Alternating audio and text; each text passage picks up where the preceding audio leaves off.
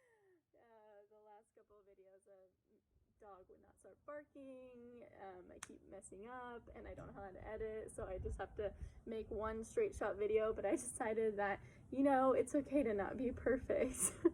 I just wanted to kind of get on here and say hello and see how you're doing, and make sure you're still kicking it, and hopefully you're not going too stir crazy like I am. Hopefully you're out enjoying the sunshine that we've been having. It's been so pretty out. Getting that vitamin D, because I sure have. It's been so nice. But I miss you guys again.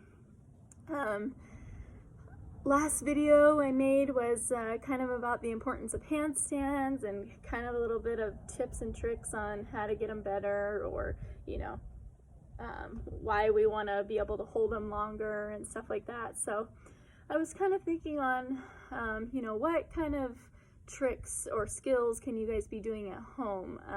And, you know, ironically, not a lot came to mind, because your safety is super important to me and the rest of our champion family. So one skill that did come to mind, which also passes through a handstand, is a cartwheel.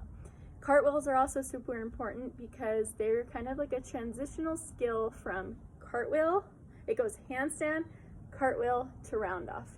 And a lot of the times in tumbling, or, you know, in gymnastics on our floor exercise, round offs are our first transition skill from, you know, round off to round up back handspring to round up handspring tuck, lay, full, whatever you want.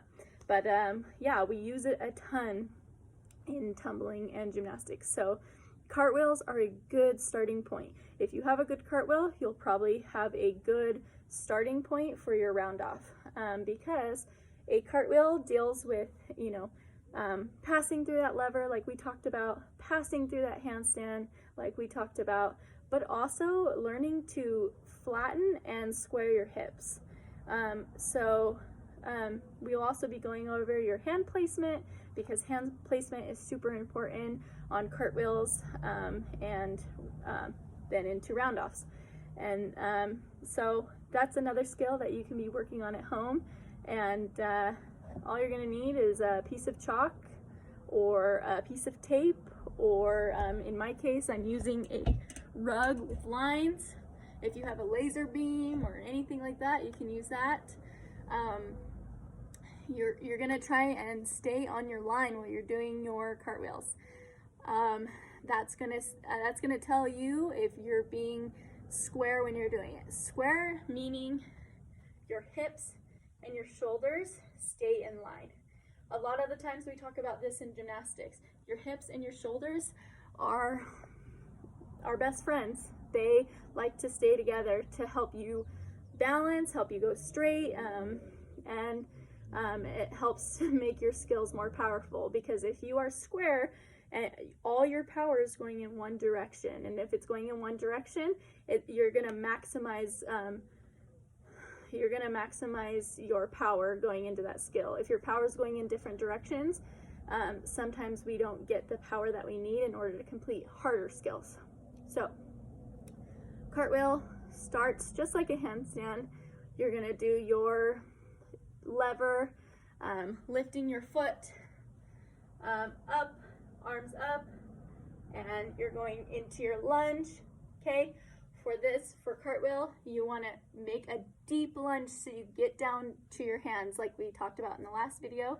You don't want to be diving to your hands on a cartwheel unless you're doing a dive cartwheel, which is also a skill, but we're just doing regular cartwheels right now. So your hand placement, I'm a lefty, okay? So when I do a cartwheel, my left hand is going to go down first. If I'm a righty, my right hand is going to go down first. So when you do a cartwheel, this is for beam or for floor,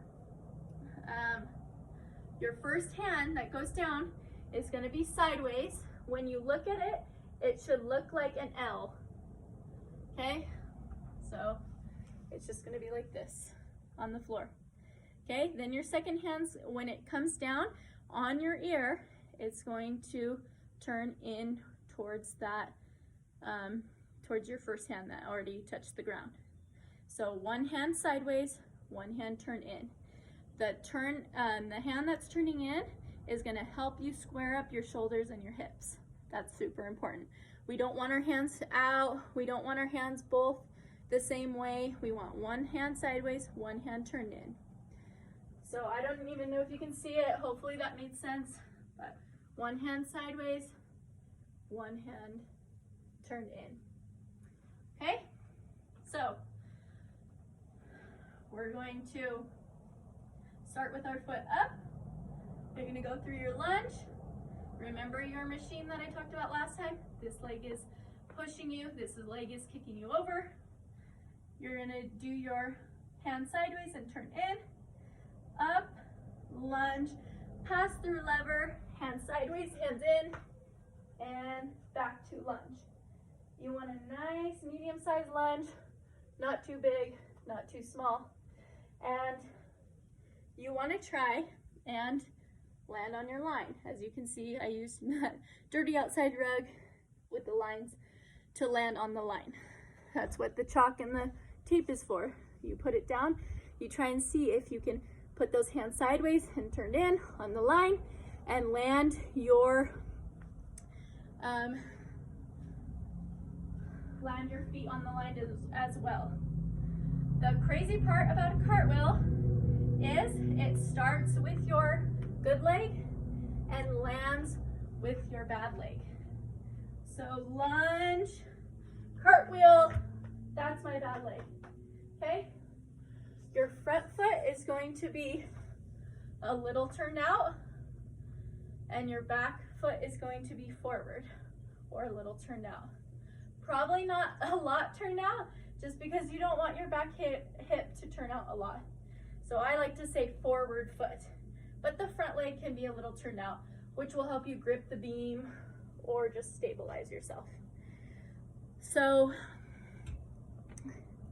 hopefully you guys can have fun trying that. Make sure that when you're in the handstand portion of your cartwheels, that your hips remain flat and you look at your bad leg on the way down. So you want to reach, get those hands down quickly. You don't want to stop in the handstand of your cartwheel, and you want to watch your bad leg coming down. That's going to help you.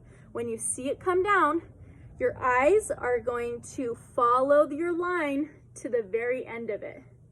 It's called spotting. Spotting meaning looking at where you want to go or where you want to stay. Our gymnasts usually talk about on beam. When we're on the beam, we're looking at the beam at the very end so that we don't fall off. If you're looking elsewhere, you're probably going to go there. Kind of like driving a car. Maybe some of you don't drive yet, but your parents know this. When you're driving a car, you just kind of look at where you want to go and you don't have to do much. But if you look elsewhere, you might just start to veer off to somewhere you don't want to go. So you want to look at where you are trying to go or trying to stay. I get so out of breath on these videos. I think it's because I'm nervous, like kind of camera shy, so kind of bear with me there.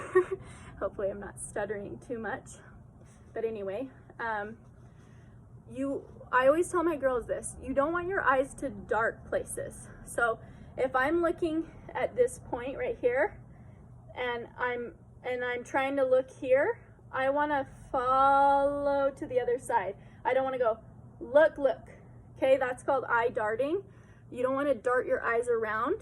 You want to follow the line. So that's why it's important to have a line on the floor for this exercise, because you want to follow that line to end your skill and start your skill. So let's watch it again. I've been retired from gymnastics for a while now, so my skills probably don't look as pristine as the gymnasts that I coach, but hopefully it kind of makes sense and you kind of get the gist of what I'm trying to say. Do as I say, not as I do. Maybe.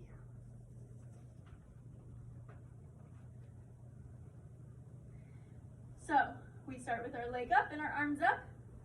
We hit the lunge, we get deep, and we go hand sideways, and in. Look at our line. I'm following it, following it, following it, following it. My arms stay on my ears. My front foot is turned out. My back foot is forward, and I finish. My back foot was a little turned out that time, but anyway. Yeah, that's something safe and fun you can do at home. If that's way too easy, then try doing your bad leg. And if that's too easy, you're just a pro, and we love you so much. We love everyone at Champion. We miss you guys. We never envisioned that this would be the case, but we're doing the best that we can with the resources that we have. And I posted a kind of like fun little thing on our Instagram at CGS Utah of send us in your coolest handstand photos. So whether that's inside your house, on a beam, at a competition, on the Red Rocks, show us your favorite or most fun handstand pictures that you've ever taken. So hopefully that gives you something to find and do. You can create one right now. But yeah, I'm just gonna kind of come up with fun little challenges or fun little, things to send into our Instagram page to keep you busy, keep you excited for when we get to return. Love you guys. Hope you have a good rest of your week or day or however long this takes. Bye.